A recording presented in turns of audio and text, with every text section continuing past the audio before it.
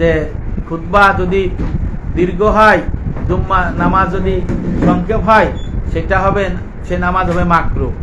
কারণ আল্লাহ রসুল তো বলেই দিয়েছেন যে হাদিস শরীফের মধ্যে আল্লাহ রসুল বলেছেন যে ফাআতিলুস সালাতা ওয়া আকসিরুল খুতবা, তোমরা জুম্মার নামাজ দীর্ঘ করো আর জুম্মার খুতবা সংক্ষেপ করো। আর মাকরুহের মুরদ হলো নামাজ আদায় হবে কিন্তু কেউ কোনো সওয়াব পাবে না। আর মাকরুহের তাহরিমির মুরদ হলো, মানে এর অর্থ হলো শুধু নামাজ আদায় হবে, কেউ কোনো সওয়াব পাবে না, গুনাহগার হবেন, আল্লাহর শাস্তির যোগ্য হবেন। আর মাকরুহে তানজিহ হলো শুধু নামাজ বন্দেগী আদায় হবে, কেউ কোনো সওয়াব পাবে না, কারো কোনো গুনাহ হবে না, আল্লাহর কাছে শাস্তির যোগ্য হবে না।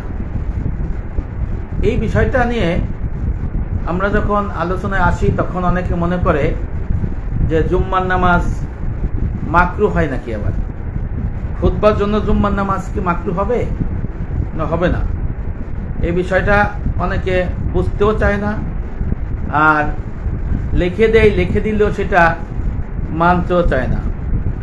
ময়দানে হাশরে যখন মুসলমান উপস্থিত হবে অনেক কষ্ট করে, যখন দাড়ি পাল্লা কায়েম হবে, মিজানের পাল্লা কায়েম হবে, তখন যদি সওয়াব আপনি পুণ্যের পাল্লা যদি ভারী না হয়, তাহলে কি জান্নাতে যাওয়া যাবে? কখনই জান্নাতে যাওয়া যাবে না। যে ইবাদত বন্দেগীতে যদি সওয়াব না হয়, সে ইবাদত বন্দেগী যদি সওয়াব না হয়, তাহলে পুণ্যের পাল্লা তো ভারী হবে না। এই জন্য অনেকে বলে যে এরকম যে আপনি বলছেন যে এই বিষয়ে দলিলাদি পেশ করেন। অনেক মুফাসসির, অনেক মুহাদ্দিস, আবার অনেক শায়েখ, তারাও এই কথা বলেন। আমার কাছে তখন কষ্ট লাগে যে আসলে যে তারা এই কথা কেমন করে বলে যে জুম্মার নামাজের খুতবা সংক্ষেপ হবে আর খুতবার থেকে নামাজ, জুম্মার নামাজ দীর্ঘ হবে, বেশি হবে, বড় হবে।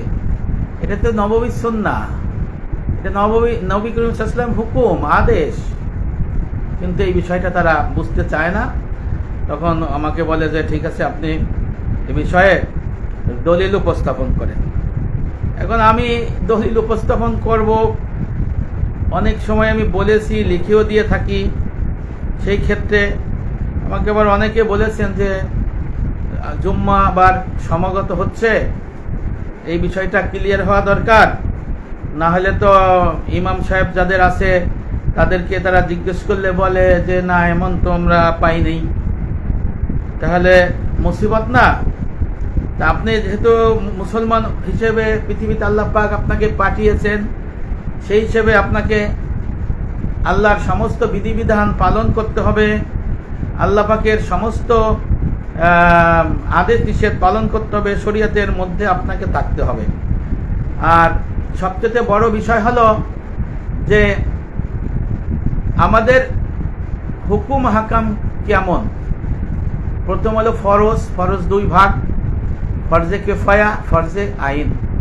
ফরজে কিফায়া হলো ওই মহল্লার কিছু লোক আদায় করে দিলে সবাই মুক্ত হয়ে যাবে, কেউ গুনাহ হবে না। আদায় না করলে সবাই গুনাহগার হবে, ফরজ তরফের দায়ে। আর ফরজে আইন হলো যে কাজ আপনাকে অবশ্যই করতে হবে, পাগল পাগলি, নাবালক নাবালিকা বাদে অবশ্যই করতে হবে, নাহলে দোজখ ভোগ করতে হবে, জাহান্নামী হতে হবে। আর এরপরে আছে আপনার ওয়াজিব, প্রায় ফরজের কাছাকাছি। ফরজ যদি অস্বীকার করে সে মুসলমান থাকে না, ফরজ স্বীকার করে পালন না করলে ফাসেক হবে, মুসলমান হবে, ফাসেক হবে। আর ওয়াজিব অস্বীকার করলে সে ফাসেক, মুসলমান হবে। এরপরে সুন্নতে মুআক্কাদা। সুন্নতে মুআক্কাদা প্রায় ওয়াজিবের সমান। এটা যদি কেউ মহা ওজরে যদি তরক করে সেও গুনাহগার হবে, আল্লাহ শাস্তির যোগ্য হবে। সুন্নতে জায়েদা, এটা নফলের মতো, পালন করলে সওয়াব আছে, নালে নাই। নফল, এটাও পালন করলে সওয়াব আছে, নাহলে নাই। আর সুন্নতে আবার এর বিপরীত হলো মাকরু। নববী সুন্নাহ, সুন্নাহর বিপরীত হলো মাকরু, এটা মনে রাখতে হবে। এরপরে আছে নফলের পরে আছে হলো মুস্তাহাব, যে নিষেধও নাই আবার করতে হবে এমন কোনো বিষয় নাই, করলে সওয়াব আছে। যে কোনো ভালো কাজ ইখলাসের সহিত করলে সেটা মুস্তাহাব আমল, অনেক সওয়াব। এই মুস্তাহাব আমল কিন্তু ময়দানে হাসরে একটা রত্ন হবে। এই জন্য আমি বলি যে একামতের সময় হায়ালাস সালাহ, হায়ালাল ফালা, এই সময় যে দাঁড়াবে সে একটা নামাজের শুরুতেই সে ওই আপনার মুস্তাহাব আমলের সওয়াব পাবে। আশরাফ আলী থানভী রহমতুল্লাহ আলাইহি বলেছেন, ময়দানে হাসরে মুস্তাহাব, এক একটা মুস্তাহাব আমল অনেক দামি হবে, মণিমাণিক্যের থেকে বেশি দামি হবে। একটা মুস্তাহাব আমলের জন্য সে জান্নাত চলে যেতে পারবে। তখন এই আফসোস করে অনেকে আফসোস করবে যে হায় আফসোস, আমি কেন ফরজ, ওয়াজিব, সুন্নত, নফল, মুস্তাহাব আমল সমস্ত কিছু পড়ি নাই। আর একটা সূরা ওয়াকিয়ার মধ্যে 14-15 নম্বর আয়াত আল্লাহ বলে আওয়ালিন এবং আখিরিন বলেছেন যে আওয়ালিনে যারা আসবে তারা অধিকাংশই জান্নাতে যাবে, আর আখিরিনে স্বল্প সংখ্যক লোক জান্নাতে যাবে। নবী করিম সাল্লাল্লাহু আলাইহি ওয়াসাল্লামকে জিজ্ঞেস করা হয়েছিল, ইয়া রাসূলুল্লাহ, আখিরিন আওয়ালিন কারা? আল্লাহ রাসূল বলেছেন যে, তাফসীর ইবনে আব্বাসে আছে যে আমার থেকে যারা শুরু হলো তারা হলো আওয়ালিন আগে, আর আমার শেষের উম্মত হলো আখিরিন। শেষের উম্মত যারা হবে তারা অল্প সংখ্যক লোক জান্নাতে যাবে। তাই সূরা ওয়াকিয়ার 14 নম্বর আয়াতের তাফসিরে অল্প সংখ্যক লোক জান্নাতে যাবে, এর ব্যাখ্যায় দারুল উলুম দেওবন্দের প্রধান শায়েখ ছিলেন সাইদ আহমেদ পালনপুরি রহমাতুল্লাহ আলাইহি। ওনার তাফসিরের মধ্যে লিখেছেন যে ফরজ, ওয়াজিব, সুন্নত, নফল, মুস্তাহাব যারা ধারাবাহিকভাবে এই আমলগুলো করবে, তাহা সে আল্লাহ রাসূল বলেছেন যে তার শেষের উম্মতের মধ্যে অল্প সংখ্যক লোক জান্নাতে যাবে। আল্লাহ পাক সূরা ওয়াকিয়ার মধ্যে আখিরিনের মধ্যে অল্প সংখ্যক লোকের কথা বলেছেন। সাইদ আহমেদ পালনপুরি রহমাতুল্লাহ আলাইহি বলেছেন যারা ফরজ, ওয়াজিব, সুন্নত, নফল, মুস্তাহাব সমস্ত আমলে মশগুল থাকবে ধারাবাহিকভাবে, তারা এই দলে অন্তর্ভুক্ত হবে, এই আখিরিনের মধ্যে অন্তর্ভুক্ত জান্নাতে যাবে। এই জন্য মাকরু হলো দুই প্রকার, মাকরুয়ে তাহরিমি, মাকরুয়ে তানজিহি। মাকরুয়ে তাহরিমি হলো সুন্নাহ যদি কেউ অস্বীকার করে, সুন্নাহ যদি পালন করে, সুন্নাহর বিপরীত যদি হয়, আবার যদি ওয়াজিব যদি অস্বীকার করে, ওয়াজিব তরক করে, এটা মাকরুহি তাহরিমি হয়। এর মুরাদ হলো শুধু ইবাদত বন্দেগী আদায় হবে, কেউ কোনো সওয়াব পাবে না। এই মাকরুয়ে তাহরিমির কারণে সে গুনাহগার হবে এবং আল্লাহর শাস্তির যোগ্য হবে। আর মাকরুয়ে তানজিহির অর্থ হলো শুধু ইবাদত বন্দেগী নামাজ আদায় হবে, কিন্তু সে কোনো সওয়াব পাবে না, গুনাহগার হবে না এবং আল্লাহর শাস্তির যোগ্য হবে না। এই জন্য জুম্মার নামাজের মধ্যে যদি খতিব সাহেব, ইমাম সাহেব যদি তার খুতবা দীর্ঘ করে আর নামাজের সময় যদি তড়িঘড়ি করে নামাজ সংক্ষিপ্ত করে খুতবার তুলনায়, তাহলে নামাজ মাকরু হয়। অনেকে বলছে মাকরু তাহরিমি হয়, কেউ কোনো সওয়াব পাবে না। এই বিষয়টা নিয়ে মূল আলোচ্য বিষয়। ভাইয়েরা, আজকালকার আমাদের দেশের প্রায় প্রত্যেক মসজিদেই দেখা যায় ইমাম বা খতিব সাহেবদের তারা জুম্মার আলোচনা অনেক দীর্ঘ করেন, এমন দীর্ঘ করেন যেটা সুন্নাহ পরিপন্থী কাজ। কাজেই আমাদের প্রত্যেকের উচিত হবে উভয় খুতবা নামাজের কিরাতের চেয়ে ছোট করা এবং উভয় খুতবা সূরা তিওয়ালে মুফাসসাল হলো সূরা হুজরাত থেকে সূরা বুরুজ পর্যন্ত যে সূরা হয় তাকে বলা হয় তিওয়ালে মুফাসসাল। এই তিওয়ালে মুফাসসালের সমপরিমাণ অথবা তার চেয়ে ছোট করতে হবে, এর চেয়ে বড় করা মাকরুয়ে তাহরিমি। পরিষ্কার মাসালা। নবী করিম সাল্লাল্লাহু আলাইহি ওয়াসাল্লাম বলেছেন, মুসলিম শরীফের হাদিস, অন্যান্য হাদিস গ্রন্থে রয়েছে 76 হাদিস। আল্লাহ রাসূল বলেছেন, ফা আতিলুস সালাতা ওয়া আকসিরুল খুতবাহ। আল্লাহ রাসূল বলেছেন তোমরা জুম্মার নামাজকে দীর্ঘ করো আর জুম্মার খুতবা সংক্ষেপ করো। ফা আতিলুস সালাতা ওয়া আকসিরুল খুতবাহ। নবী বলেছেন যে তোমরা জুম্মার নামাজকে দীর্ঘ করো আর খুতবাকে জুম্মার নামাজ থেকে সংক্ষেপ করো, ছোট করো। এই সহিহ হাদিসের মাসলা হলো জুম্মার নামাজ থেকে খুতবা দীর্ঘ করা মাকরু। আহসান ফিকা, বেহেশতি জোর, খুতবাতুল হাকাম, ওয়াজ ও খুতবা থানবী রহমাতুল্লাহ আলাইহির কিতাব। দারুল উলুম দেওবন্দের ফতোয়া হলো জুমার খুতবা দীর্ঘ করা মাকরু। ফতোয়া দারুল উলুম দেওবন্দ ৫ম খণ্ড ৯৪ পৃষ্ঠা। আল ফিকহুল হানাফি মাসাইল ও তা ফতোয়া পৃষ্ঠা নাম্বার ৫৬৮। স্পষ্ট বোঝা গেল যে জুম্মার নামাজে যদি খুতবা যদি দীর্ঘ হয় আর খুতবার তুলনায় যদি নামাজ সংক্ষেপ হয়, সে নামাজ মাকরু হবে। কেউ বলেছেন মাকরুয়ে তাহরিমি হবে, কেউ বলেছেন মাকরুয়ে তানজি হবে, মাকরু হবে। এখন এই মাকরুর মাসলা কি হবে আমি কিন্তু আবার আপনাদের বলেছি, আবার একটু স্মরণ করে দিই। নামাজ যদি মাকরুয়ে তাহরিমি হয় তাহলে ফরজ ওয়াজিব সুন্নত আদায় হবে, কিন্তু ওই নামাজের কোনো সওয়াব হবে না, সবাই গুনাহগার হবেন, শাস্তির সম্মুখীন হবেন। মাকরুয়ে তানজির অর্থ হলো ফরজ ওয়াজিব সুন্নত আদায় হবে, কিন্তু ওই নামাজের কোনো সওয়াব হবে না, সে সকলে গুনাহগার হবে না, শাস্তির সম্মুখীন হবে না। দলিল হলো নুরুল ইজা পৃষ্ঠা ২০, তুলনামূলক ফিক পৃষ্ঠা ২৫০, মালা বুদ্দা মিনহু আত-তাওজিহ ওয়াত তালবিহ ২ খণ্ড ১২ পৃষ্ঠা। মাসআলা হলো ইমামের নামাজ যদি বাতিল হয়, ফাসেদ হয়, অশুদ্ধ হয়, শুদ্ধ হয়, মাকরু হয়, তাহলে মুসল্লি মুক্তাদিদের নামাজও বাতিল হবে, ফাসেদ হবে, অশুদ্ধ হবে, শুদ্ধ হবে, মাকরু হবে।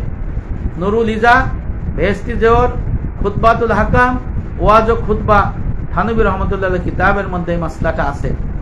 আহসান ফিকার মধ্যে মাসলাটা আছে। যে আবার তামবিহুল গাফিলিন হযরত ইমাম সবরকান্দি রহমাতুল্লাহ আলাইহি ১২৭০ বছরের কিতাব, বিশিষ্ট ফকিহ, উনি বলেছেন ইমামের নামাজ যদি শুদ্ধ অশুদ্ধ বাতিল ফাসেদ মাকরু হয়, সমস্ত মুক্তাদিদের নামাজও বাতিল ফাসেদ মাকরু শুদ্ধ অশুদ্ধ হবে। আর ইমাম জাসসাস রহমাতুল্লাহ আলাইহি লিখেছেন আহকামুল কোরআনে সূরা বাকারার ১২৪ নম্বর আয়াতে তাফসিরের ব্যাখ্যায় মাসআলা লিখেছেন, ফাসেক ইমামের পিছনে নামাজ পড়া যদি নামাজ হয়, সেই ইমামের ইমামতি বাতিল। যে মাকরুয়ে তাহরিমি করবে, যে মাকরু করবে, সে ফাসেক। সেহেতু সে বলেছেন যে যারা মাকরুয়ে মানে এই মাকরুয়ে তাহরিমির মধ্যে যারা অন্তর্ভুক্ত হবে, এই নামাজ বাতিল। ইমাম জাসসাস রহমাতুল্লাহ আলাইহি কিতাবের মধ্যে লেখা আছে। এই জন্য আমাদের করণীয় কি? নবী করিম সাল্লাল্লাহু আলাইহি ওয়াসাল্লাম জুম্মার উদ্দেশ্যে বেরিয়ে মসজিদে গিয়ে সর্বপ্রথম খুতবা শুরু করতেন। মিম্বারে ওঠে তিনি মুসল্লিদের উদ্দেশ্যে সালাম দিতেন, তারপর খুতবা প্রদান করতেন। খুতবায় আদেশ, নিষেধ, উপদেশ, অধ্যাদেশ, আল্লাহর কাছে দোয়া সবকিছুই সংক্ষেপ আকারে থাকতো। এত কিছুর পরেও খুতবা যেন জুম্মার নামাজ থেকে লম্বা না হয়, সেই দিকে আমার নবী মুহাম্মদ সাল্লাল্লাহু আলাইহি ওয়াসাল্লাম বিশেষ লক্ষ্য রাখতেন আর অন্যদের সংক্ষিপ্ত খুতবা প্রদানের আদেশ দিতেন।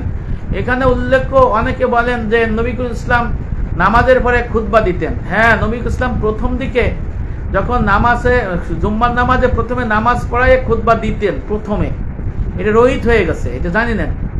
যখন নবী ইসলাম নামাজ পড়ালেন, এক কাফেলা আসলেন সওদা নিয়ে, তখন অভাবের সময় ছিল।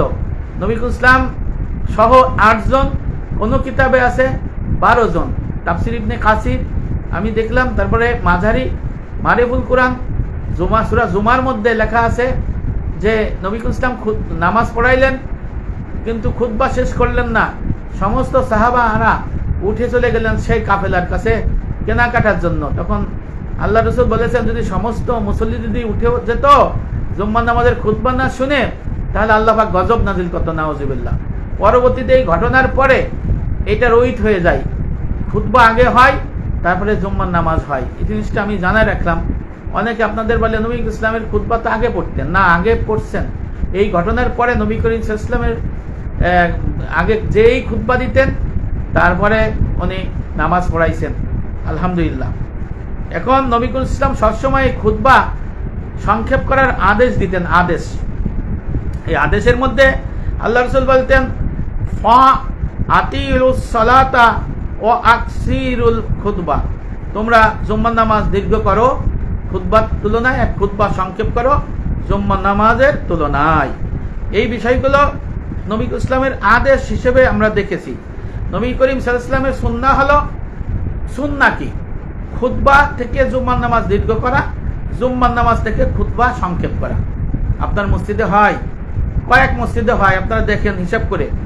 জুম্মার নামাজে নবী করিম সাল্লাল্লাহু আলাইহি ওয়াসাল্লাম সর্বপ্রথম নামাজের মধ্যে কোন আয়াত, কোন সূরা পড়তেন? আল্লাহ রাসূল সাব্বিহিসমা রাব্বিকাল আলা, এবং দ্বিতীয় রাকাতে হাল আতা আলাল ইনসান, এই সূরা তেলাওয়াত করতেন বেশিরভাগ সময়। এই থেকে অনুমান করা যায় নবী করিম সাল্লাল্লাহু আলাইহি ওয়াসাল্লামের জমানায় জুমার খুতবা এবং নামাজের কি পরিমাণ দীর্ঘ হতো। বর্তমান সময়ের জুমার হালচাল, মসজিদে দেখা যায় যে এখানে পৃথক খতিব আছে, আবার অনেক জায়গায় দেখা যায় ওয়াক্তিয়া ইমামই খতিব সাইজে বসে গেছে, তাকে খতিব নিয়োগ দেওয়া হয়েছে, তাদের যোগ্যতা আছে। আবার অনেক জায়গা দেখা যায় পাঞ্জাগানা মসজিদ ছিল, সেটাকে কোনো মতে টাইনি টেনে জুম্মা মসজিদ করা হয়েছে। পাঞ্জাগানা আনার মসজিদের ইমামকে জুম্মা নামাজের ইমাম বানানো হয়েছে, জুম্মা নামাজের খতিব বানানো হয়েছে। তাহলে বুঝতে হবে যে সাধারণ পাঞ্জাগানা মসজিদের ইমামের এলেমের দৌড় কত দূর। এই ধরনের ইমাম কিন্তু বাংলাদেশে অধিকাংশ, যে কোনো মতে নামাজ পড়াইতে পারে, কোনো মতে পাস টাস করছে, তাদের দৌড়ে বাঁধে নামাজ পড়ানোর পরে জুম্মা চালু করে দেওয়ার পরে জুম্মা পড়ানো হয়েছে, তারপরে ধরে তাদেরকে খতিব না ভারপ্রাপ্ত খতিব বা খতিবই বলা যায়, বক্তব্য যিনি দেন খতিব হিসেবে তারা কাজ করেন। এই ক্ষেত্রে তারা অনেক ক্ষেত্রে ফিকের মাসলা মাসাইল বুঝেও না, পড়তেও পারে না, জানেও না। এখন না পড়লে আপনি কি করবেন? কিছু করার তো নাই। এই জন্য তাদেরকে এই বিষয়গুলো অন্তত যারা জুম্মা পড়ায় তাদের তো এই জুম্মা পড়ানোর সমস্ত মাসলা মাসাইল তো জানতে হবে। তা জুম্মা পড়াইলে কিভাবে পড়াইতে হবে, নবী ইসলাম কেমন করে পড়াইছেন, সাহাবারা কিভাবে পড়াইছেন, আমরা হানাফি মাযহাব আহলে সুন্নাত ওয়াল জামাতের আকীদায় আমরা বিশ্বাসী, আমাদের মাসআলা মাসাইলের কিতাবের মধ্যে প্রসিদ্ধ কিতাবে কি আছে, ইমাম আজম আবু হানিফা রহমাতুল্লাহ আলাইহি ইনি কি করেছেন, কি লিখেছেন, কি বলেছেন, এই বিষয়গুলো আমাদের চিন্তা গবেষণা তাফাক্কুর করতে হবে, এবং নববী সুন্নাহর মধ্যে আছে কিনা সেইটাও আমাদের কিন্তু দেখতে হবে। বর্তমান জমানায় দেখা যাচ্ছে যে মসজিদের ইমাম সাহেবরা মাইক পাইলে আর ছাড়ে না, বাংলায় এমন বক্তব্য দেয়, বক্তব্য দিতে মুসল্লি ঘুমায় যায়, কিছু মন থাকে না। আরবি যখন দেয় সেটাও দেয়, মন আরবি তো বুঝেও না। দেখা বাড়িতে যায় যদি বউ জিজ্ঞেস করে আজকে তো জুম্মা লম্বা হয়েছে, তুমি কি মনে আছো? মনে কিছু আছে? কি যে মনে আছে, কিছুই তো মনে নাই। নামাজ শেষে যদি মুসল্লিকে জিজ্ঞেস করা হয়, ভাইও আজকে ইমাম সাহেব খুতবায় কি বললেন, তখন বলছে তো অনেক কিছু। কি বলছে? মেলা কিছু বলছে। আরে ভাই কি বলছে? তা তো মনে নাই। মনে থাকবে কেমন করে? আওলা ঝালা বক্তব্য, নিজের মন ঘোরা বক্তব্য, এইগুলো যদি দিয়া দেয় তাহলে তো মনে থাকবে না। আপনি যদি কিতাবের রেফারেন্স অনুযায়ী আলোচনা করে তাহলে তো মানুষকে বলতে পারে না কিতাবের রেফারেন্স অনুযায়ী আলোচনা করা। এই বিষয়ে আমি পরে আসছি। তার যে কারণে এই বিষয়গুলো আমাদের মসজিদে, বিভিন্ন মসজিদে রয়েছে। মানসম্মত খতিব হোক, ইমাম হোক, জুমার মূল খুতবার পূর্বে তারা দীর্ঘ সময় ভাষণ দিয়ে থাকেন। এ বয়ানে তারা পারদর্শী, তাদেরকে মূলত যোগ্য আলেম হিসেবে বিবেচনা করা হয় সমাজের দিকে। এর সঙ্গে যদি খতিব সাহেবের কণ্ঠ ভালো হয় তাহলে তো তার জনপ্রিয়তা তো আকাশচুম্বী। লক্ষ্য করবেন, মূল খুতবার ন্যায় বাংলা বয়ানের আগে আরবিতে পূর্ণ একটি খুতবা প্রদান করা হয়, তারপর বাংলা বক্তব্য শুরু হয়। কম পক্ষে আধা ঘন্টা সময় নির্ধারিত, কোনো সময় 1 ঘন্টাও নিয়ে যায় ধাক্কাইয়া।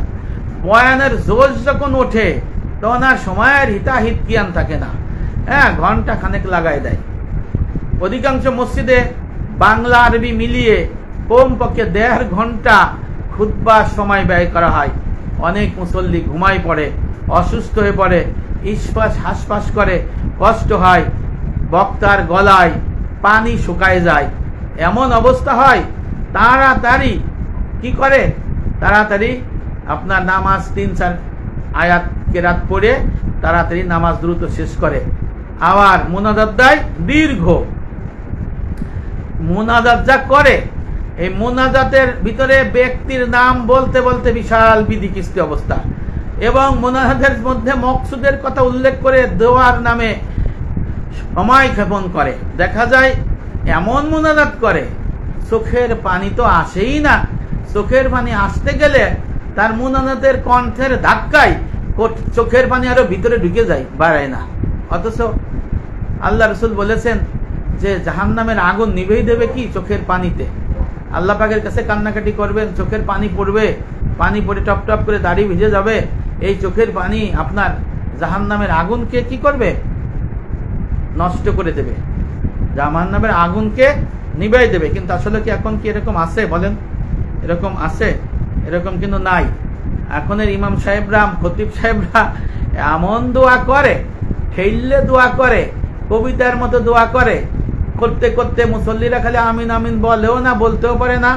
হ্যাঁ, সে এইভাবে দোয়া করে, মানুষ কষ্ট পায়, চোখের পানি তো আসেই না, উল্টে আরো চোখের পানি আসার যদি আমরা ভাব করি, এই চোখের পানি উল্টা দিক চলে যায়। ভাই, এটা সত্যিকারের ঘটনা। এই সব মুনাজাত, দীর্ঘ মুনাজাত, নামাজের পরে এত বয়ান করার পরে কষ্টকর। যদি মুনাজাতে যদি আগ্রহ না থাকে, এই মুনাজাতের কোনো কি মূল্য নাই। মুনাজাতের আচ্ছা বলেন তো, নবী করিম সাল্লাল্লাহু আলাইহি ওয়াসাল্লামের অনুকরণে কি জুম্মা হয় এখন? নবী করিম সাল্লাল্লাহু আলাইহি ওয়াসাল্লামের অনুকরণে জুম্মা না হইলে, নববী সুন্নাহর অনুকরণে জুম্মা না হইলে, তাহলে কি নবীর সুন্নাহ স্বীকার করা হয় না? আর নবীর সুন্নাহ স্বীকার করলে কি জান্নাত পাওয়া যাবে? যাবে না। ভাইরা আমার, আপনারা এখন বিচার করে নিন, মসজিদ সময়ের তথাকথিত খতিব, তথাকথিত আলেম, তথাকথিত ইমাম সাহেবরা নববী সুন্নাহ, নবীর আদর্শ মানছেন কিনা না অস্বীকার করছেন? অধিকাংশ মসজিদের খতিব নবী করিম সাল্লাল্লাহু আলাইহি ওয়াসাল্লামের সুন্নাহ অস্বীকার করছেন। নবী করিম সাল্লাল্লাহু আলাইহি ওয়াসাল্লামের সুন্নাহকে যদি কেউ অস্বীকার করে, তাহলে কি জান্নাত যাইতে পারবে? একদম না। কারণ আল্লাহ রাসূল বলেছেন, আমার সমস্ত উম্মত জান্নাতে যাবে, কিন্তু এক শ্রেণীর উম্মত জান্নাত যাইতে অস্বীকার করবে। বলা হলো, ইয়া রাসূলুল্লাহ, ইয়া হাবিবাল্লাহ, এই শ্রেণীর উম্মত কারা? আল্লাহ রাসূল বললেন, যারা আমার সুন্নাহ মানে না, অস্বীকার করে, তারা জান্নাত যাইতে অস্বীকার করবে। বুখারী, মুসলিম, তিরমিজি শরীফের হাদিসে। তাহলে দেখেন, নবী করিম সাল্লাল্লাহু আলাইহি ওয়াসাল্লামের সুন্নাহর বিপরীত করলে তার জন্য জান্নাত নয়, কারে নাই, তার জন্য জান্নাত নাই। কে বলেছেন? নবী করিম সাল্লাল্লাহু আলাইহি ওয়াসাল্লাম বলেছেন। বিষয়টা একটু গবেষণা আপনারা করেন তো।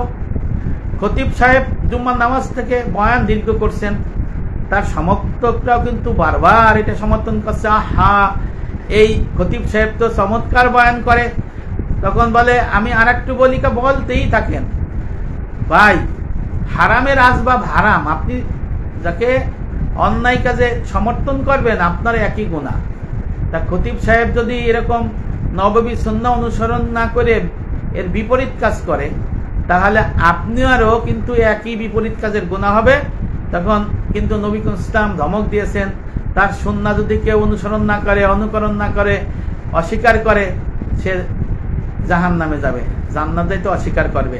তাহলে কি যারা সেই ধরনের ইমাম খতিব সাহেবের সমর্থক, তারা কি নবী করিম সাল্লাল্লাহু আলাইহি ওয়াসাল্লামের ধমকের মধ্যে পড়বেন না? অবশ্যই পড়বেন। এই গবেষণাটা আপনাদের কাছে আমি দিলাম। নাউজুবিল্লাহ। জুম্মার খুতবা নিয়ে সময় জ্ঞান বলে একটি কথা আছে, কিন্তু এই সময় জ্ঞানের অভাব রয়েছে অনেক ইমাম, অনেক খতিবের। তারা অতিরিক্ত কথা বলতে বলতে সমাজে ধিক্কৃত হয়, নিন্দিত হয়, ঘৃণার পাত্র হয়, কষ্টের কারণ হয়, ওরা পথভ্রষ্ট হয়। কিন্তু মুসল্লিরা মুখ খুলে বলতে পারে না, ওরা অসহায়। আর জ্ঞানী লোক যারা, তাদেরকে কৌশলে বিভিন্ন ধরনের ভাবে তাকে দড়িয়ে সরিয়ে রাখা হয়। এটাও কিন্তু সত্যি কথা। এবং এই ফাসেক, এই পথভ্রষ্ট আলেম, এই ফাসেক, এই পথভ্রষ্ট খতিবদের কাণ্ডজ্ঞান কম, সময় জ্ঞান কম, এলেম কম, আমল কম। এদের জন্য দুনিয়ার মুসলমান পথভ্রষ্টে দোজখে যাচ্ছে। এই জন্য আল্লাহ রাসূল বলেছেন, ইয়াকুনু ফি আখিরি জামানি উবাদুন জুহালুন ওয়া উলামাউ ফাসাকুন। আল্লাহ রাসূল বলেছেন, ফিতনা ফেসাদের সময়ে মূর্খ ইবাদতকারী উঠবে, আর ওই মূর্খ ইবাদতকারীদের আলেম হবে ফুসাকুন, ফাসেক।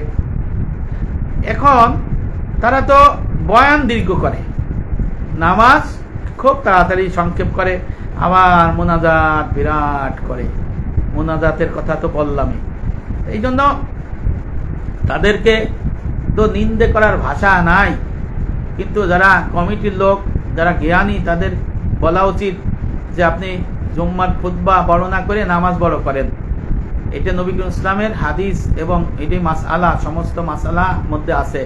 আপনি যে কিতাব পড়ে মুফতি হইছেন, আপনি যে কিতাব পড়ে মাওলানা হইছেন, আপনি যে কিতাব পড়ে আলেম হইছেন, খতিব হইছেন, আপনাদের কিতাবের মধ্যেই তো আছে, আপনারা দেখেন আছে না নাই? এই জন্য এই বিষয়গুলো কিন্তু আমাদের দেখতে হবে। সর্বকালের সর্বশ্রেষ্ঠ মানুষ, আমাদের সর্বশ্রেষ্ঠ নবী মুহাম্মদ সাল্লাল্লাহু আলাইহি সাল্লাম যা বলেছেন সেই কথা আমাদের শুনতে হবে। আর জুম্মা কিন্তু হেলা ফেলা বিষয় নাই, জুম্মা নিয়ে কিন্তু খেলাখেলি বিষয় নাই, জুম্মার খুতবা নিয়ে কিন্তু শয়তানি ফাজলামির বিষয় নাই, নামাজ নিয়ে কিন্তু ছেলে খেলার বিষয় নাই। এটা কিন্তু জাহান্নাম জান্নাতের পথ, মনে রাখতে হবে। সাহাবী আম্মার রাদিয়াল্লাহু আনহু থেকে বর্ণনা করেছেন, নবী করিম সাল্লাল্লাহু আলাইহি ওয়াসাল্লাম বলেছেন, কোন ব্যক্তির নামাজ দীর্ঘ হওয়া আর খুতবা ছোট হওয়া তার বিচক্ষণতার আলামত। সুতরাং তোমরা নামাজ দীর্ঘ করো আর খুতবা সংক্ষেপ করো। এই কথা আল্লাহ রাসূল বলেছেন। হাদিসের মাসলা হলো জুম্মার নামাজ থেকে খুতবা দীর্ঘ করা মাকরুহ। এখানে নামাজ মাকরুহের মুরদ হলো তুলনামূলকভাবে খুতবা থেকে নামাজ লম্বা না করা। যদি মাকরুহ হয় তাহলে নামাজ সংক্ষেপ হবে আর খুতবা দীর্ঘ হবে।